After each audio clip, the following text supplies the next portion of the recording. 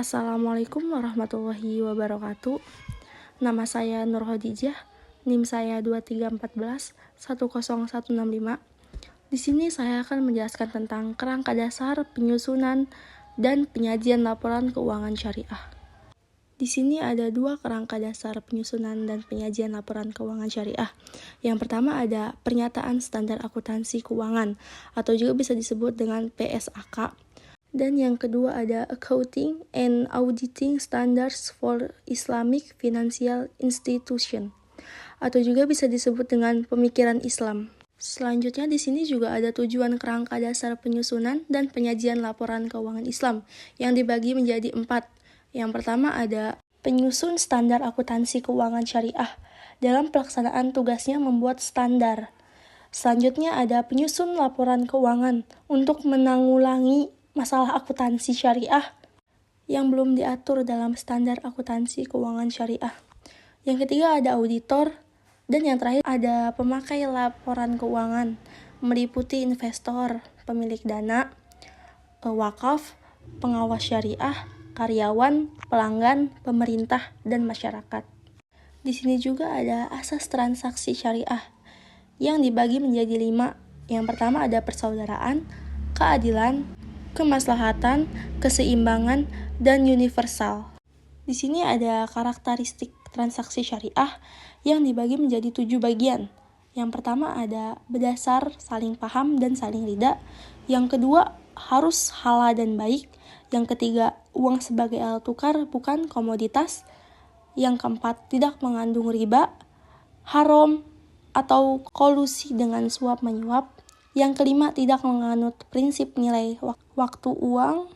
Yang keenam ada berdasar perjanjian yang mengutamakan semua pihak.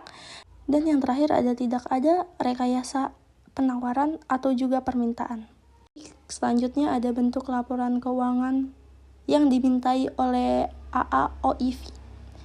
Yang pertama ada laporan perubahan posisi keuangan, laporan laba rugi, laporan perubahan ekuitas atau laporan perubahan saldo laba, laporan arus kas, laporan perubahan investasi yang dibatasi, laporan sumber dan penggunaan dana zakat serta dana sumbangan, dan yang terakhir ada laporan sumber dan penggunaan dana qadar hasan.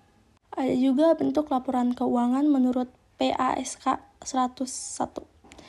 Yang pertama ada laporan posisi keuangan, laporan laba rugi, laporan perubahan ekuitas, laporan arus kas, laporan rekonsiliasi, laporan sumber dan penggunaan zakat, laporan sumber dan penggunaan dana kebijakan, dan yang terakhir ada catatan atas laporan keuangan. Selanjutnya pemakai laporan keuangan. Ada 2 laporan keuangan menurut AAOIV dan menurut PSAK. Pemakai laporan keuangan menurut AAOIV, yang pertama ada pemegang saham, kedua pemegang investasi, ketiga pemilik dana, keempat pemilik dana tabungan, kelima pihak yang melakukan transaksi bisnis, yang keenam ada pengelola zakat, dan yang terakhir ada pihak yang mengatur. Kemudian ada juga pemakai laporan keuangan menurut PSAK. Yang pertama ada investor sekarang, pemilik dana qadar, pemilik dana sirkah temporer, pemilik dana titipan, membayar dan menerima zakat, infak, sedekah, dan wakaf. Yang keenam ada pengawas syariah, yang ketujuh ada karyawan, yang ke-8 ada pemasah dan mitra usaha lainnya, yang ke-9 ada pelanggan, 10 pemerintah serta lembaga-lembaganya, dan yang terakhir ada masyarakat. Baik, mungkin itu saja yang dapat saya sampaikan. Kurang lebihnya mohon maaf.